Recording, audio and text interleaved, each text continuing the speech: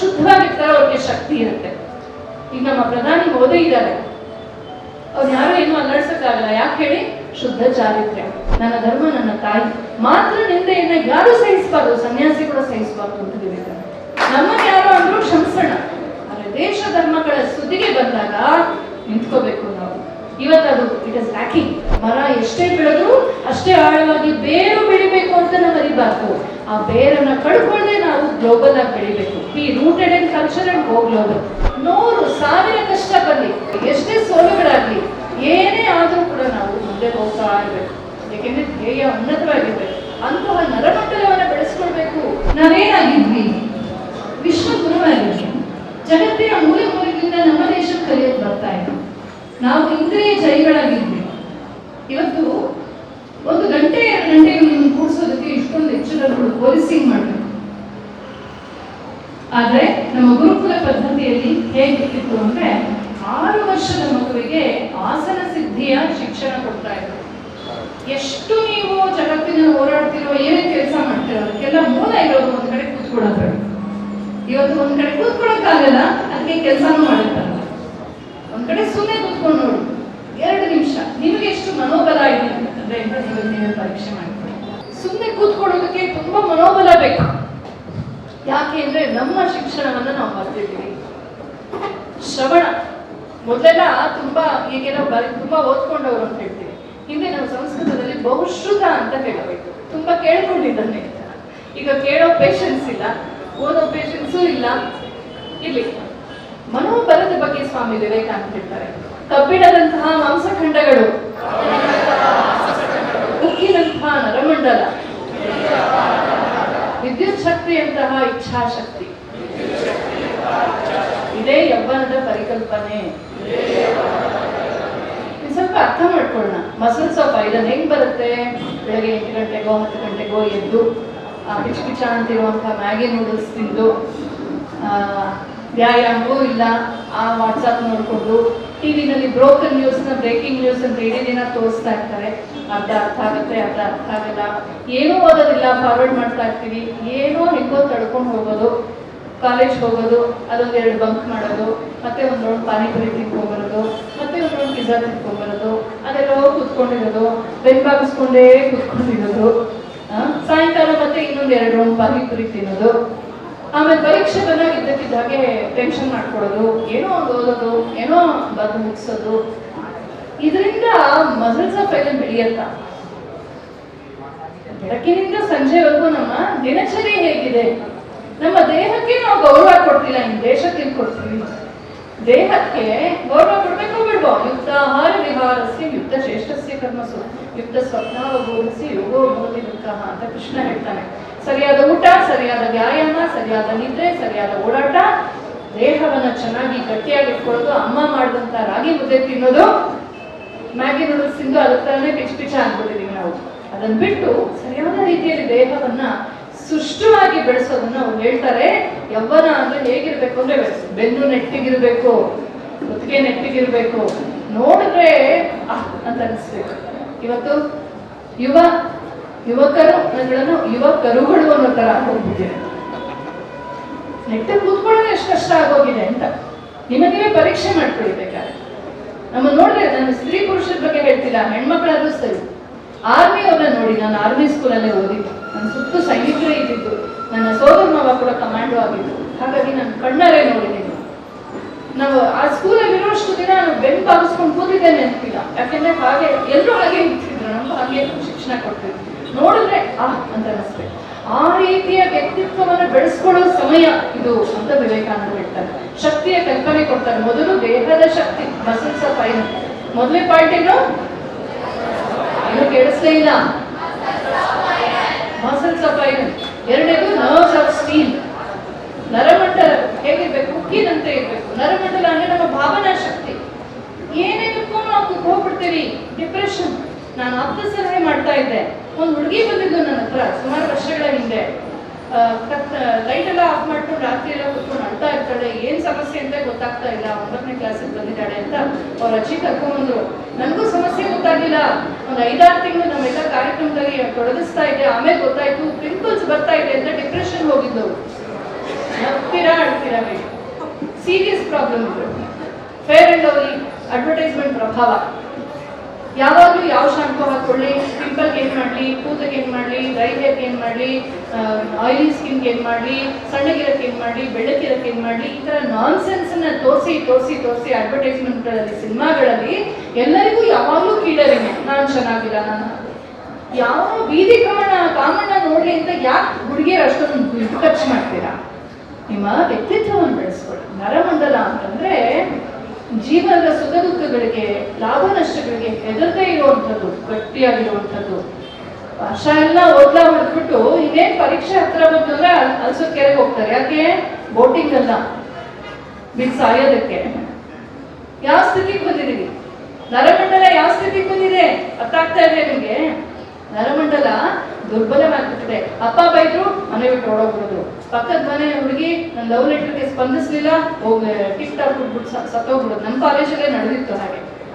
ಎಲ್ಲದಕ್ಕೂ ಸಾಲ, ಎಲ್ಲದಕ್ಕೂ ಡಿಪ್ರೆಷನ್, ಎಲ್ಲದಕ್ಕೂ ಸೋಲ. ಏನಿದು? ಇದ ಯೌವನದ ಲಕ್ಷಣ? 100,000 ಕಷ್ಟ ಬರಲಿ, ಎಷ್ಟೇ ಫೇಲ್ಯೂರ್ಸ್ ಆಗಲಿ, ಎಷ್ಟೇ ಸೋಲುಗಳಾಗಲಿ, ಏನೇ ಆದರೂ ಕೂಡ ನಾವು ಮುಂದೆ ಹೋಗ್ತಾ ಇರಬೇಕು. ಏಕೆಂದ್ರೆ ಧ್ಯೇಯ ಉನ್ನತವಾಗಿರ್ಬೇಕು. ಅಂತಹ ನರಮಂಡಲವನ್ನು ಬೆಳೆಸ್ಕೊಳ್ಬೇಕು ಅಂತ ಒಂದು ಕಲ್ಪನೆ ಕೊಡ್ತಾರೆ. ಎರಡನೇ ಸಂದೇಶ ಏನು? ಉಕ್ಕಿನಂತಹ ನರಮಂಡಲ. ಮೂರನೇದು ವಿದ್ಯುತ್ ಶಕ್ತಿಯಂತಹ ಇಚ್ಛಾಶಕ್ತಿ.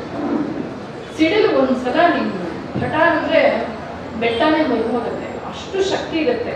ಮಾಡಬೇಕು ಅನ್ನುವ ಒಂದು ಛಲ, ಬಲ ನಮ್ಗಿರ್ಬೇಕು. ಎಲ್ಲ ಪ್ರಯತ್ನಗಳು ಮೈಗೂಡುತ್ತೆ ಅಂತಲ್ಲ, ಆದ್ರೆ ನಮ್ಮ ಇಚ್ಛಾಶಕ್ತಿ ಮಾತ್ರ ಎಷ್ಟೇ ಸೋಲಾದರೂ ಕೂಡ ದುರ್ಬಲವಾಗಬಾರ್ದು.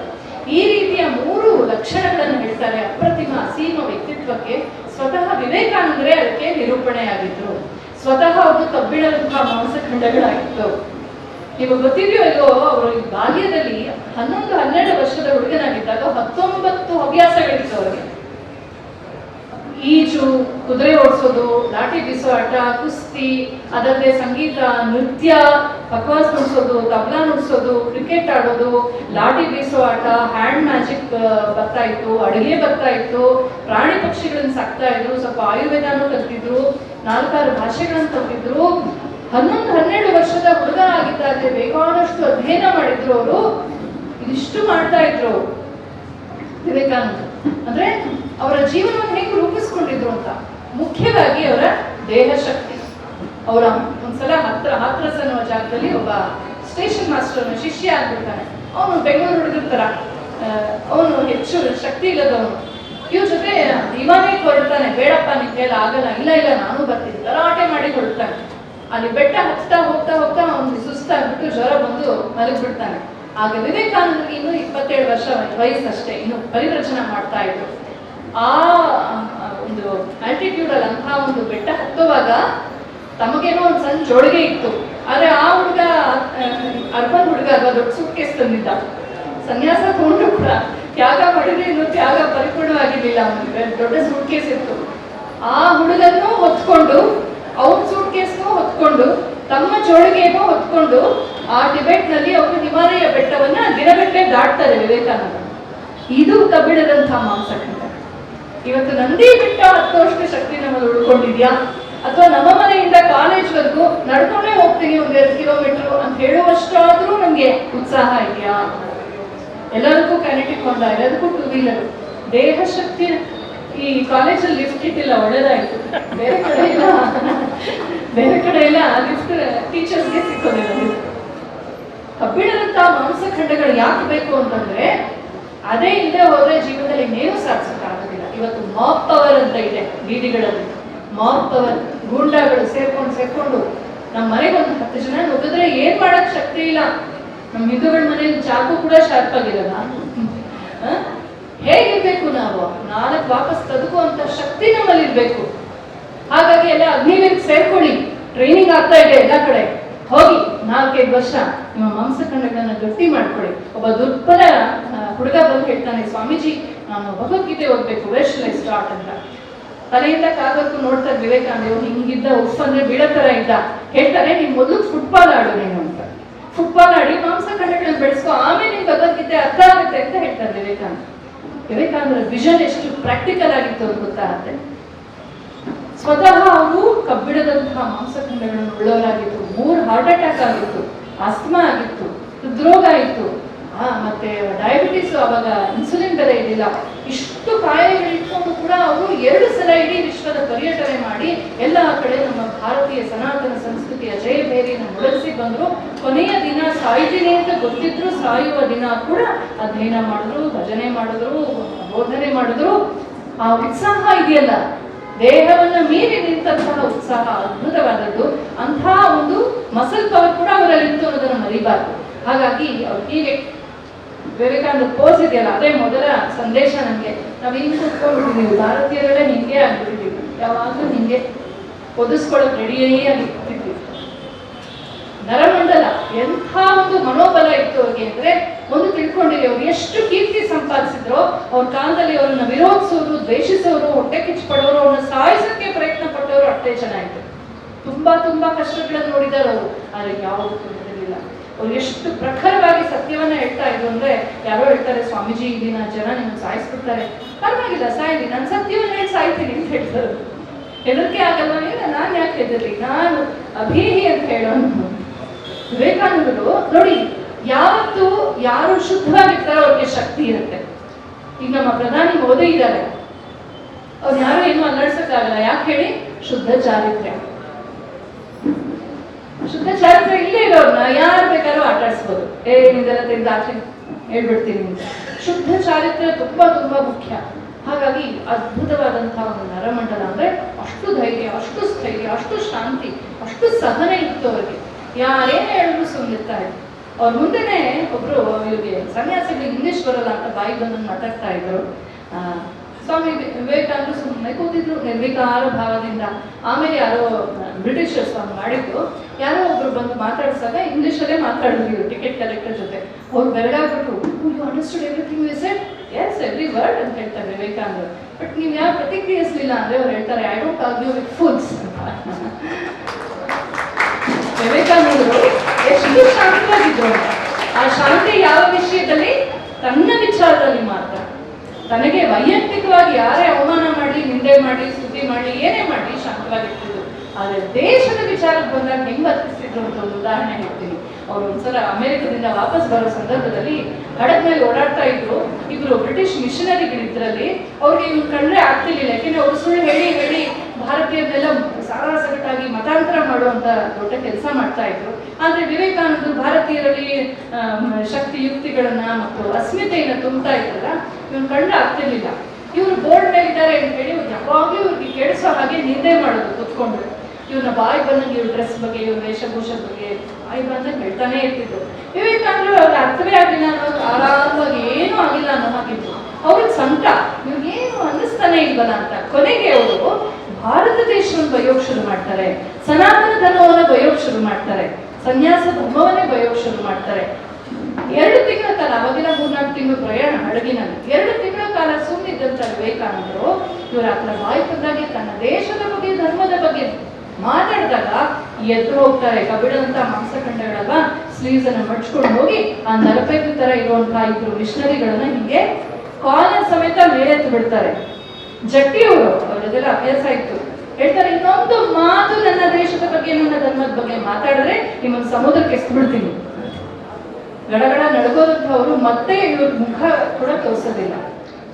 ಯಾರೋ ಕೇಳ್ತಾರೆ, ಸ್ವಾಮೀಜಿ ಇವರ ಸನ್ಯಾಸಿ, ನೀವು ಸನ್ಯಾಸಿ ಅಲ್ವಾ, ನೀವು ಆ ಥರ ಆತ್ಮರಕ್ಷಣೆ ಮಾಡ್ಕೋಬಾರ್ದಲ್ವಾ ಅಂತ. ಅವಾಗ ಅಲ್ಲಿವರೆಗೂ ಮಾತಾಡ್ದಿರೋರು ಅವಾಗ ಮಾತಾಡ್ತಾರೆ. ವಿವೇಕಾನಂದ ಹೇಳ್ತಾರೆ, ಹೌದು, ನಾನು ಆತ್ಮರಕ್ಷಣೆ ಮಾಡ್ಕೊಂಡಿಲ್ಲ, ನನ್ನ ಬಗ್ಗೆ ಏನ್ ಹೇಳಿದಾಗ್ಲೂ ನಾನೇನ್ ಹೇಳಿಲ್ಲ. ಆದ್ರೆ ನನ್ನ ದೇಶದ ಬಗ್ಗೆ, ನನ್ನ ಧರ್ಮದ ಬಗ್ಗೆ ಮಾತಾಡಿದಾಗ ನಾನು ಸುಮ್ಮನಿಲ್ಲ. ಯಾಕೆ? ನನ್ನ ದೇಶ ನನ್ನ ತಾಯಿ, ನನ್ನ ಧರ್ಮ ನನ್ನ ತಾಯಿ. ಮಾತ್ರ ನಿಂದೆಯನ್ನ ಯಾರು ಸಹಿಸಬಾರ್ದು, ಸನ್ಯಾಸಿ ಕೂಡ ಸಹಿಸಬಾರ್ದು ಅಂತ ವಿವೇಕಾನಂದ. ನೋಡ್ರಿ, ಚಪ್ಪಾಳೆ ವಿವೇಕಾನಂದ. ಇಷ್ಟು ನಾವು ಕಲ್ತ್ರೆ ಸಾಕು. ನಮ್ಮನ್ನ ಯಾರು ಅಂದ್ರೂ ಕ್ಷಮಿಸೋಣ, ಆದ್ರೆ ದೇಶ ಧರ್ಮಗಳ ಸ್ತುತಿಗೆ ಬಂದಾಗ ನಿಂತ್ಕೋಬೇಕು ನಾವು. ಇವತ್ತದು ಇಟ್ ಇಸ್ ಲ್ಯಾಕಿಂಗ್. ನಮ್ಮ ಬಗ್ಗೆ ಯಾರೋ ಹೇಳೋದು ಅಂದ್ರೆ ಗುರುಗಳನ್ನು ಕೊಟ್ಟೋಗ್ಬಿಡ್ತೀವಿ ಜಗಳಕ್ಕೆ. ದೇಶ, ಧರ್ಮ, ರಾಮ, ಕೃಷ್ಣ, ಗುರುಗಳು, ಸನ್ಯಾಸಿಗಳು ಸಿನಿಮಾಗಳಲ್ಲಿ ಏನ್ ಬೇಕಾದ್ರೂ ಆಡ್ಕೋಬಹುದು. ನಮ್ಮ ಅರ್ಚಕರನ್ನ, ಗುರುಗಳನ್ನ ಯಾರು ಬೇಕಾದ್ರೂ ಆಡ್ಕೋಬಹುದು, ಪ್ರತಿಯೊಂದನ್ನು ಆಡ್ಕೋಬಹುದು. ಆರಾಮಾಗಿ ತಮಾಷೆ ನೋಡ್ತಾ ಇರ್ತೀವಿ. ನಮ್ಮನ್ನು ಆಡ್ಕೊಂಡ್ರೆ ಮಾತ್ರ ಗುರುರಂತ ಆಗ್ಬಿಡ್ತೀವಿ. ಉಲ್ಟಾ ಆಗ್ಬೇಕು. ವಿವೇಕಾನಂದ ತೋರಿಸ್ತಾರೆ. ಆಮೇಲೆ ಇಚ್ಛಾಶಕ್ತಿ ಶಕ್ತಿ. ಇಡೀ ಭಾರತ ದೇಶದಲ್ಲಿ ಭಾರತೀಯರಿಂದ ನೆಲೆಸೋದೇ ನನ್ನ ಜೀವನದ ವ್ರತ ಅಂತ ತಿಳ್ಕೊಂಡು ವಿವೇಕಾನಂದರು ಅಕ್ಷರಶಃ ಅದನ್ನೇ ಮಾಡಿದ್ರು. ದೇಶಭಕ್ತಿ ಅಲೆಗಳ ನೆಲೆಸಿದ್ರು. ಆ ಅಲೆಯು ಸ್ವಾತಂತ್ರ್ಯ ಸಂಗ್ರಾಮ ಆಗಲೇ ಆಗ್ತಾ ಇದ್ರು, ಇನ್ನಷ್ಟು ಪುಷ್ಟಿ ಕೊಟ್ಟು ಅದು ಎಂಥ ಅದ್ಭುತವಾದ ರೀತಿಯಲ್ಲಿ ಬೆಳೀತು ಅಂತ ನೋಡ್ತೀವಿ ಅಂತ ಸುಭಾಷ್ ಚಂದ್ರ ಬೋಸ್ ಹೇಳ್ತಾರೆ, ಆ ಮಹಾತ್ಮ ಇವತ್ತು ಬದುಕಿದ್ರೆ ನಾನು ಅವ್ರ ಪಾದ ತಲದಲ್ಲಿ ಕೂತ್ಕೊಳ್ತಾ ಇದ್ದೆ ಅಂತ. ಅಂತಹ ವಿವೇಕಾನಂದರ ವ್ಯಕ್ತಿತ್ವ ಅಸೀಮ ಶಕ್ತಿಯ ವ್ಯಕ್ತಿತ್ವವಾಗಿತ್ತು. ಆದರೆ ವಿವೇಕಾನಂದರು ಯಾವುದೇ ಒಂದು ಪಂಥಕ್ಕೆ ಸೀಮಿತವಾಗಿರ್ಲಿಲ್ಲ ಅನ್ನೋ ಮಾತನ್ನ ಅವರು ಈ ಟಾಪಿಕ್ ಕೊಟ್ಟಿದ್ದಾರೆ. ಪಂಥ ಅಂದ್ರೆ ಏನು ಅಂತ ಮೊದಲು ಅರ್ಥ ಮಾಡ್ಕೋಬೇಕು. ಪಂಥ ಅಂದ್ರೆ ಏನು? ವಿವೇಕಾನಂದರೇ ಒಂದು ಮಾತು ಹೇಳ್ತಾರೆ, ನಾವು ಒಂದು ಪಂಥದಲ್ಲಿ ಹುಟ್ಟುತ್ತೀವಿ, ಪಂಥದಲ್ಲೇ ಬೆಳಿತೀವಿ, ಆದ್ರೆ ಪಂಥದಲ್ಲಿ ಸಾಯಬಾರ್ದು ಅನ್ನೋ ಒಂದು ಮಾತನ್ನ ಹೇಳ್ತಾರೆ. ಯಾಕೆ ಅಂತಂದ್ರೆ ಒಂದು ಬೀಜ ಬಿತ್ತೀವಲ್ವಾ, ಆ ಬೀಜ ಇನ್ನೂ ಅವಾಗ ತಾನೇ ಮೊಳಕೆ ಹೊಡೆದಾಗ ಪುಟ್ಟು ಎರಡೇ ಎಲೆ ಇರುತ್ತೆ. ಯಾವುದೋ ಕುರಿ ಬಂದದ್ದು ತಿಂದು ಹಾಕ್ಬಿಡುತ್ತೆ. ಅದಕ್ಕೆ ಒಬ್ಬ ಮಾಲಿ ಏನ್ ಮಾಡ್ತಾನೆ, ಸುತ್ತೋದಕ್ಕೆ ಒಂದು ಬೇಲಿಯನ್ನು ಕಟ್ತಾನೆ, ರಕ್ಷಣೆ ಕೊಡ್ತಾನೆ. ಹಾಗೆ ನಮ್ಮ ಜೀವನಕ್ಕೆ ನಮಗೆ ಯೌವನದಲ್ಲಿ ಬಾಲ್ಯದಲ್ಲಿ ರಕ್ಷಣೆ ಬೇಕು, ಮಾರ್ಗದರ್ಶನ ಬೇಕು, ಒಂದು ಪಂಥ ಬೇಕು, ಒಂದು ಮಾರ್ಗ ಬೇಕು. ಬೆಟ್ಟ ಹತ್ತಬೇಕು ಅಂದ್ರೆ ಪ್ರತಿ ಸಲ ನಾವೇ ಬೆಟ್ಟವನ್ನು ಕೊರೆದು ಮೆಟ್ಲು ಮಾಡ್ಕೊಳಕ್ಕಾಗಲ್ಲ. ಯಾರೋ ಒಬ್ರು ಮೆಟ್ಲು ಮಾಡಿರ್ತಾರೆ, ಹತ್ತೋದು ಸುಲಭ ಆಗುತ್ತೆ. ಹಾಗೆ ಹೋಗೋದಕ್ಕೆ ನಮಗೆ ಒಂದು ಮಾರ್ಗ ಬೇಕು ಅಂತ ಪಂಥಗಳಿರೋದು. ಆದ್ರೆ ಪಂಥ ಅದನ್ನ ಗೌರವಿಸಿದ್ರು ಕೂಡ ಪಂಥ ಒಂದು ಅಬ್ಸೆಷನ್ ಆಗಬಾರ್ದು. ಅಬ್ಸೆಷನ್ ಆದ್ರೆ ಏನಾಗುತ್ತೆ ಗೊತ್ತಾ, ನಾವು ಮತಾಂತರ ಆಗ್ತೀವಿ, ನಾವು ದುಷ್ಟರಾಗ್ತೀವಿ. ಆದ್ರೆ ಈ ಅಡ್ವೈಸ್ ಅನ್ನ ಹಿಂದೂಗಳಿಗೆ ಕೊಡಬಾರ್ದು, ಇದು ಓವರ್ ಡೋಸ್ ಆಗ್ಬಿಡುತ್ತೆ. ಇದು ಯಾರು ಕೊಡಬೇಕು ಅಂದ್ರೆ, ಯಾವ ಮತಾಂತರು ಈ ದೇಶದ ಮೇಲೆ ದಿನ ಬಾಂಬ್ ಹಾಕ್ತಿದಾರೋ, ಬೀದಿಯಲ್ಲಿ ಕನ್ವರ್ಷನ್ ಮಾಡ್ತಾ ಇದ್ದಾರೋ, ನಮ್ಮ ದೇಶ ಧರ್ಮಗಳನ್ನ ನಾಶ ಮಾಡ್ತಾ ಇದ್ದಾರೋ ಅಂತಹ ತರಕೆಟ್ಟಂತ ಮತಗಳಿಗೆ ಇದನ್ನು ಹೇಳಬೇಕೇ ಹೊರತು ಸರ್ವೇ ಜನ ಸುಖಿನೋ ಭವಂತು ಸರ್ವೇ ಸಂತು ನಿರಾಮಯಾಹ ಅಂತ ಹೇಳಿದ ಬಾಗಿಲು ತೆಗೆದಿಟ್ಕೊಂಡು ನೀವು ಬನ್ನಿ ಮಾನವಪುತ್ರ ಕೃತಭೋಯಂತು ವಿಶ್ವತಃ ಅಂತ ಹೇಳುವಂತ ಹಿಂದೂಗಳಿಗಲ್ಲ ಈ ಮಾತು. ಯಾಕೆಂದ್ರೆ ಹಿಂದೂಗಳಿಗತ್ತು ಪಂಥವನ್ನ ನೆನಪಿಸ್ಕೊಳ್ಳುವಂತ ಸಂದರ್ಭ ಬಂದ್ಬಿಟ್ಟಿದೆ. ನಾನ್ ಯಾರು ಅಂತ ನಾವು ಮರೆಯುವಂತ ಸ್ಥಿತಿಗೆ ನಾವು ಬಂದ್ಬಿಟ್ಟಿದ್ದೀವಿ. ಎಲ್ಲರಿಗೂ ಅಮೆರಿಕ ಡೆಸ್ಟಿನೇಷನ್, ಅಮೆರಿಕದ ಡ್ರೀಮ್ ಅನ್ನ ತುಂಬಿಟ್ಟಿದ್ದಾರೆ. ಹೆಂಗಾರು ಇಂಗ್ಲಿಷ್ ಕಲ್ತ್ಬಿಡು, ಹೆಂಗಾರು ಅಮೆರಿಕಕ್ಕೆ ಹೋಗ್ಬಿಡು. ಅಪ್ಪ ಅಮ್ಮಂದ್ರಿಗೂ ಅದೇ ಪ್ರಾಬ್ಲಮ್. ಪಕ್ಕದ ಮನೆಗೆ ಹೋಗಾಯ್ತು, ಎದುರ ಮನೆ ಹೋಗಾಯ್ತು, ನೀನು ಹೋಗ್ಬಿಡಪ್ಪ, ನಾನು ಬಾಣತನ ಮಾಡೋದು ಬರ್ತೀನಿ ಅಂತ ಎಲ್ಲಾರು ಒಂದು ಪ್ಯಾಕ್ ಆಫ್ ಮಾಡಿದ್ರು. ವೋಟ್ ಹಾಕೋರು ಯಾರು? ಬಾಂಗ್ಲಾದೇಶದಿಂದ ಬಂದಂತ ಪ್ರಾಕ್ಸಿ ವೋಟ್ಗಳು. ಇದಕ್ಕೆ ಕಾರಣ ಏನು? ನಮ್ಮ ಅಸ್ಮಿತೆಯನ್ನು ನಾವು ಮರ್ತಿದ್ದೀವಿ. ಹಾಗಾಗಿ ವಿವೇಕಾನಂದರು ಪಂಥಕ್ಕೆ ಅತೀತವಾಗಿ ನಿಂತರು. ಅಂದ್ರೆ ಏನು?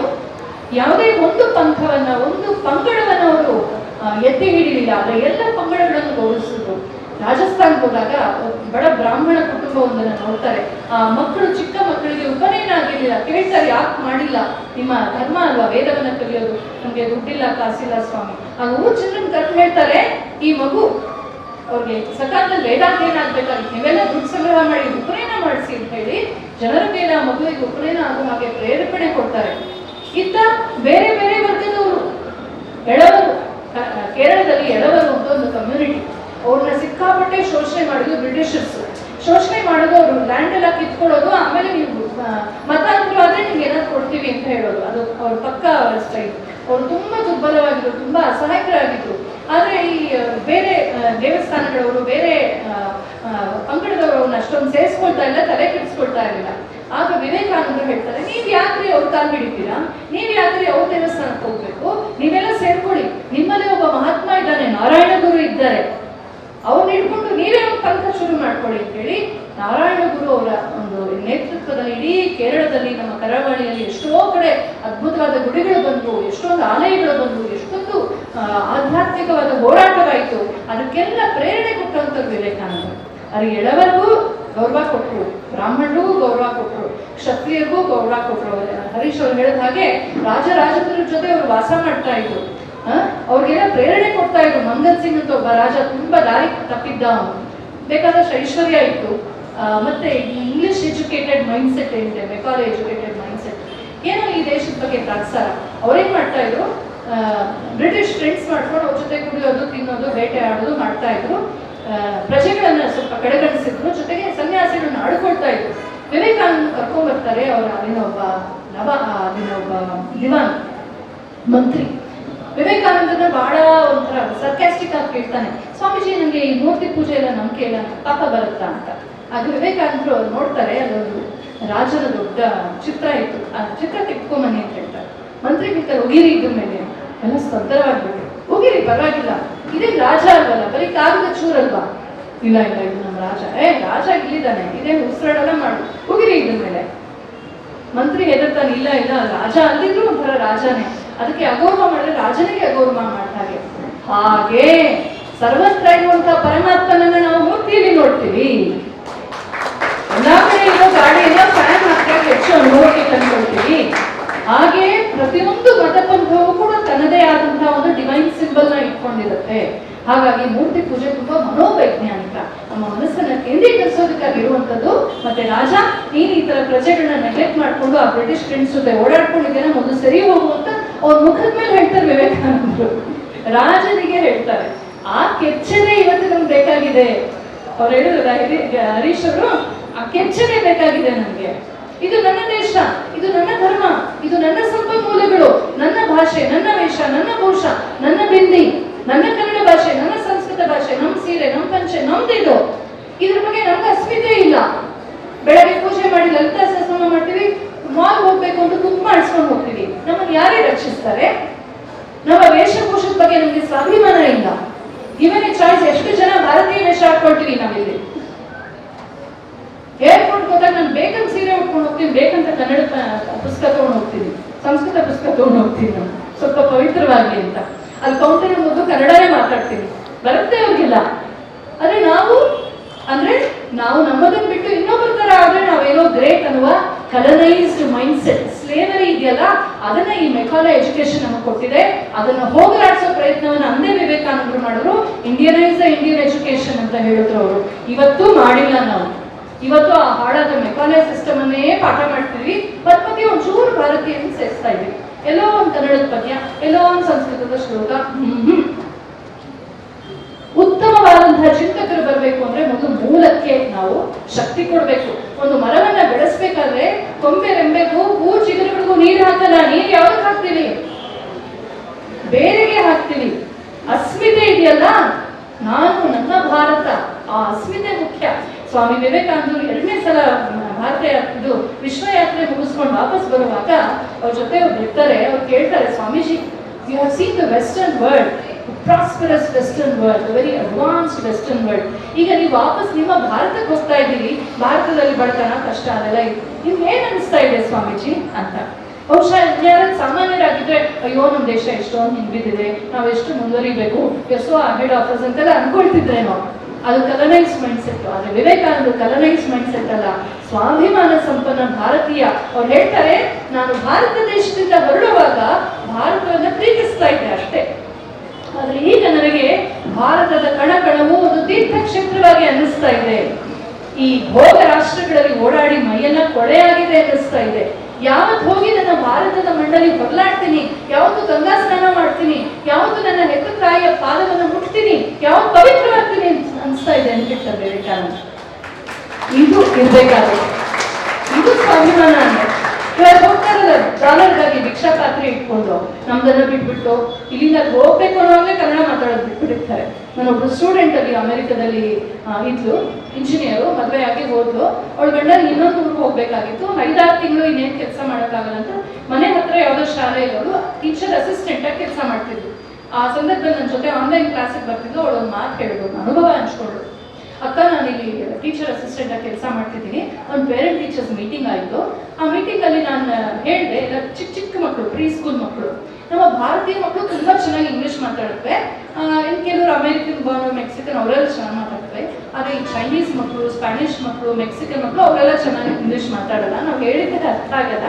ಈಗ ನಾನು ಪೇರೆಂಟ್ ಟೀಚರ್ ಮೀಟಿಂಗಲ್ಲಿ ನೋಡಿ, ನೀವೆಲ್ಲ ಮಕ್ಕಳಿಗೆ ಸ್ವಲ್ಪ ಇಂಗ್ಲೀಷ್ ಮಾತಾಡ್ಸಿ ಮನೆಯಲ್ಲಿ, ನಾವು ಹೇಳೋದು ಅರ್ಥ ಆಗ್ತಿಲ್ಲ ಅಂತ ಹೇಳಿದೆ. ಅಕ್ಕ ಪೌಂಡ್ಸ್ ಗೋವಾ ಬಂದ್ಬಿಟ್ಟು, how dare you say this, apologise. ನಾವು ಚೈನೀಸ್ ಕಲಿಸ್ತೀವಿ ಮನೆಯಲ್ಲಿ, ನಾವು ಸ್ಪ್ಯಾನಿಷ್ ಕಲಿಸ್ತೀವಿ, ನೀವು ಕಲಿಸಿ ಇಂಗ್ಲೀಷ್ನ, ನಾವು ಮನೆಯಲ್ಲಿ ಯಾಕೆ ಇಂಗ್ಲೀಷ್ ಕಲಿಸ್ಬೇಕು ಅಂತ.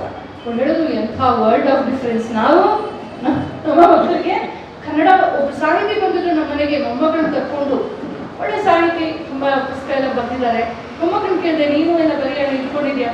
I know the English books ಅಂತ ಹೇಳ್ತಾರೆ. ಆ ಸಾಹಿತಿ ತುಂಬಾ ಖುಷಿ, ಆಹಾ ನನ್ನ ಮಗಳು ಏನು ಜ್ಞಾನಿ ಆಗ್ಬಿಟ್ಟಿದ್ದಾಳೆ, ಎತ್ತು ಕೊಡಬೇಕು ಅನಿಸ್ತಿತ್ತು ನನಗೆ. ಐ ಡೋಂಟ್ ನೋ ಕನ್ನಡ ಅನ್ನೋದು ಫ್ಯಾಷನ್ನ. ಅವಮಾನ ಆಗ್ಬೇಕು. ನನ್ ಸೀರೆ ಉಟ್ಕೊಳ್ಳೋಕ್ ಬರಲ್ಲ, ಪಂಚೆ ಉಟ್ಕೊಳ್ಳೋಕ್ ಬರಲ್ಲ ಅಂತ ಅವಮಾನ ಆಗ್ಬೇಕು. ನಾನು ಬಿಂದಿ ಇಟ್ಕೊಳ್ಳೋದ್ರೆ ಅವಮಾನ ಆಡ್ಬೇಕು. ನಮ್ಮತನವನ್ನು ನಾವು ಬಿಟ್ಟು ಇಷ್ಟು ವರ್ಷ ಅವರು ಇದ್ದವ್ರನ್ನ ಒದ್ದೊಡ್ಸಿದ 6.5 ಲಕ್ಷ ಜನ ಪ್ರಾಣ ಕೊಟ್ಟು ಈ ದೇಶವನ್ನು ಉಳಿಸಿ ನಿಮಗೆ ಸ್ವಾತಂತ್ರ್ಯ ತಂದ್ಕೊಟ್ಟಿದ್ದಾರಲ್ಲ, ಈ ಕಾರಣಕ್ಕಾಗಿ ವೈಚಾರಿಕ ಸ್ವಾತಂತ್ರ್ಯ ಎಲ್ಲಿ ಹೋಯ್ತು? ಬರೀ ರಾಜಕೀಯ ಸ್ವಾತಂತ್ರ್ಯ ಅಲ್ಲ, ವೈಚಾರಿಕ ಸ್ವಾತಂತ್ರ್ಯ ಎಲ್ಲಿ ಹೋಯ್ತು? A country that has forgotten its past has no future ಅಂತ ಸ್ವಾಮಿ ವಿವೇಕಾನಂದ ಹೇಳ್ತಾರೆ. ನನ್ನ ದೇಶವನ್ನ ನಾನು ಮತ್ತೆ ನಮಗೆ ಭವಿಷ್ಯನೂ ಇಲ್ಲ. ಹಾಗಾಗಿ ಪಂಥಕ್ಕೆ ಗೌರವ ಕೊಡಬೇಕು ನಿಜ, ಆದ್ರೆ ಪಂಥಕ್ಕೆ ಅತೀತವಾಗಿರ್ಬೇಕು ಅಂದ್ರೇನು? ನಮ್ಮೊಳಗಿರುವಂತಹ ಪಂಥಗಳಿದೆಯಲ್ಲ, ಈಗ ತಮಿಳವ್ರಿಗೆ ಕನ್ನಡ ಕಂಡಾಗಲ್ಲ, ಕರ್ನಾಟಕದವ್ರಿಗೆ ಮಹಾರಾಷ್ಟ್ರ ಕಂಡಾಗಲ್ಲ, ಮಹಾರಾಷ್ಟ್ರ ಇನ್ನೊಬ್ಬ ಕಂಡಾಗಲ್ಲ. ಈ ಜಗಳವನ್ನು ಮೊದಲು ನಾವು ನೋಡ್ಬೇಕು. ನೋಡಿ, ಪ್ರಕೃತಿ ಏನ್ ಹೇಳ್ತಾ ಇದೆ, ಚೆನ್ನೈಯಲ್ಲಿ ಏನಾದ್ರೂ ಡಿಪ್ರೆಷನ್ ಆದ್ರೆ ಸಮುದ್ರದಲ್ಲಿ, ಇಲ್ಲಿ ದೊಡ್ಡ ಮಳೆ ಬರುತ್ತೆ. ಪ್ರಕೃತಿ ಹೇಳ್ತಾ ಇದೆ ತಮಿಳ್ನಾಡು ಒಂದೇ, ಕರ್ನಾಟಕ ನಾವೆಲ್ಲ ಒಂದೇ ಅಂತ. ನಾವು ಮಾತ್ರ ಬಾರ್ಡರ್ ಹಾಕೊಂಡು ನೀನ್ ಬೇರೆ ನಾನ್ ಬೇರೆ ಅಂತ ಇದ್ದೀವಿ.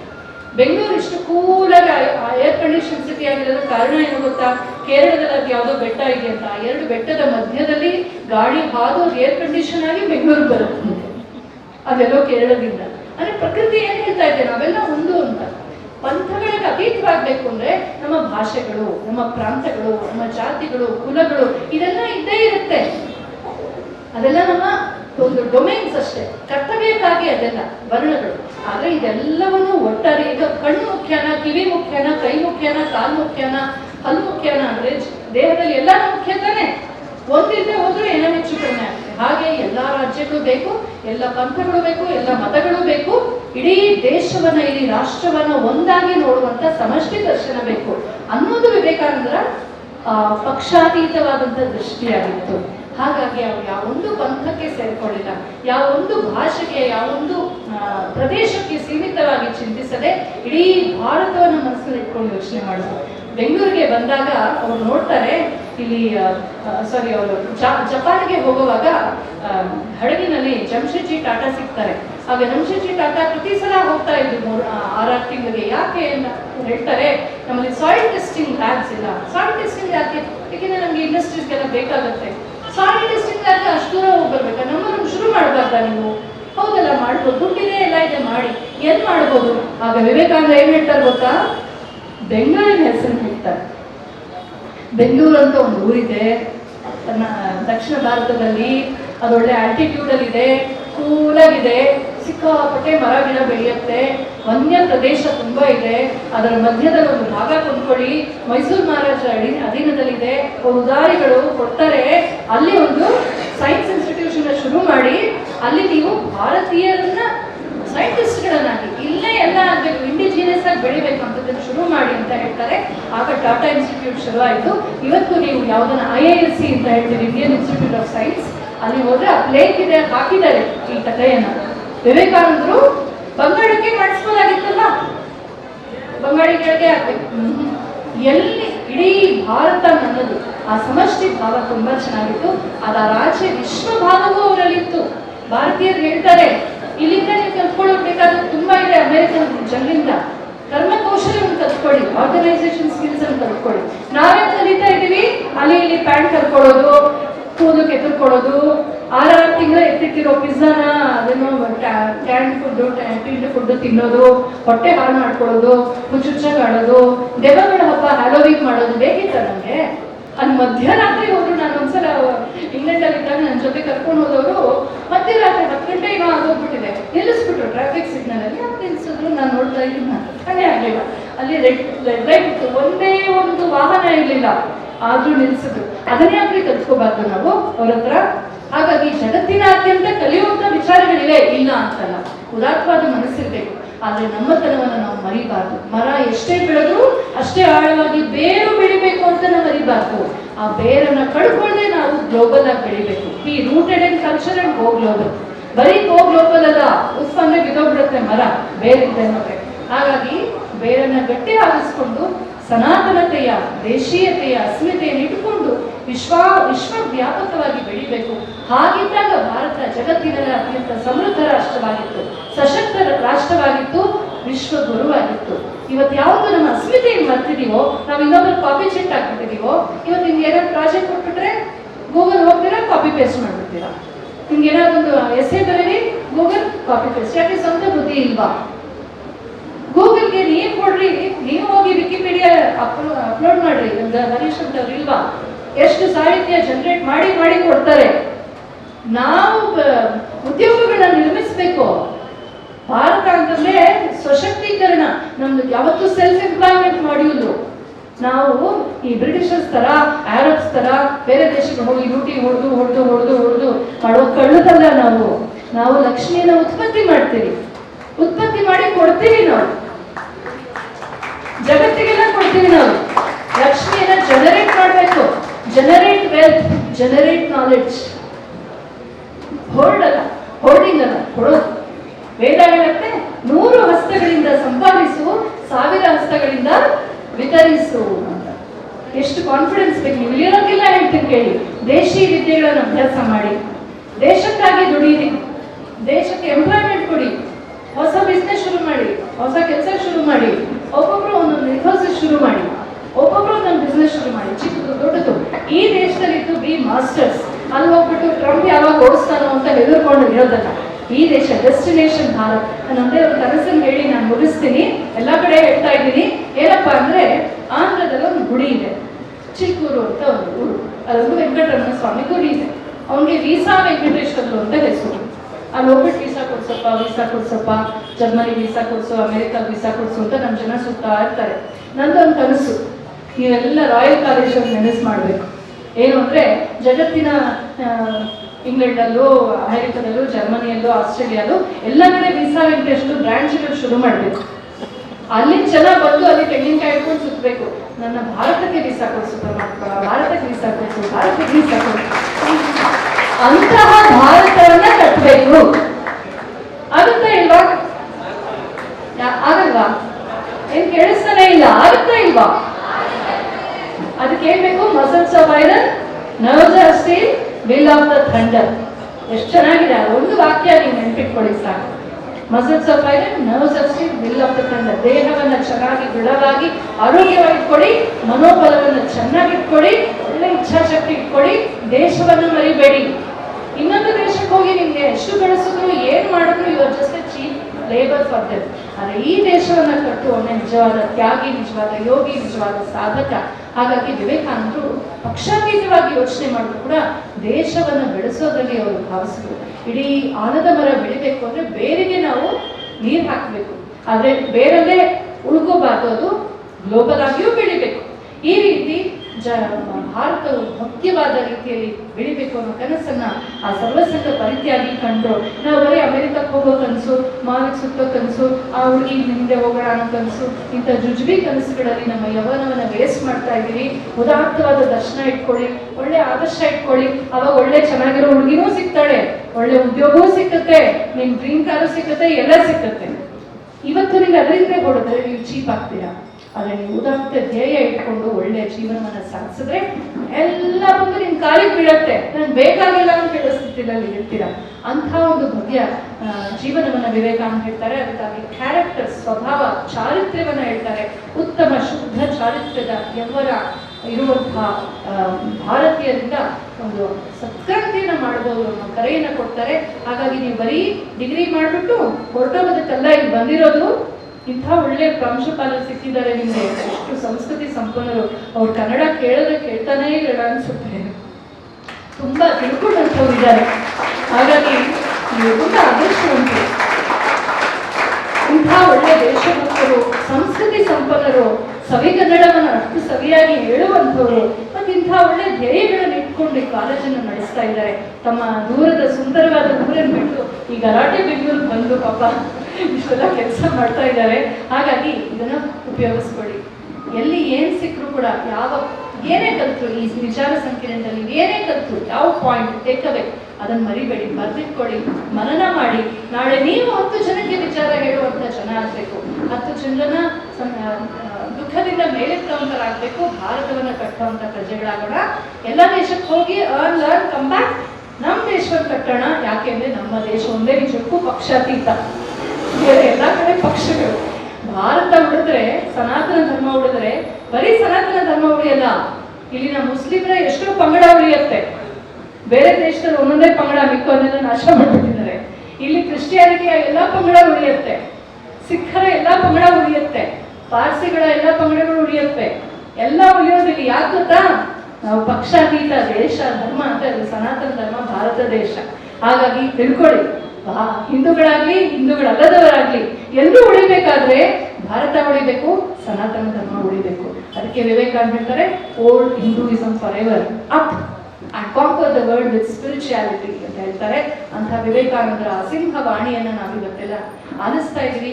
ಅಂತ ಸಿಂಹ ಸದೃಶ ವ್ಯಕ್ತಿತ್ವವನ್ನು ಬೆಳೆಸ್ಕೊಳ್ಳೋಣ ಅಂತ ಹೇಳ್ತಾ ಈ ಅವಕಾಶಕ್ಕಾಗಿ ಧನ್ಯವಾದ ಹೇಳ್ತೀನಿ. ಮತ್ತು ಇನ್ನೊಂದ್ಸಲ ಭಾರತ ಮಾತೆಗೆ ಜೈ ಹೇಳೋಣ. ಜೋರಾಗಿ ಹೇಳ್ತೀರಾ? ಬೋಲೋ ಭಾರತ್ ಮಾತಾ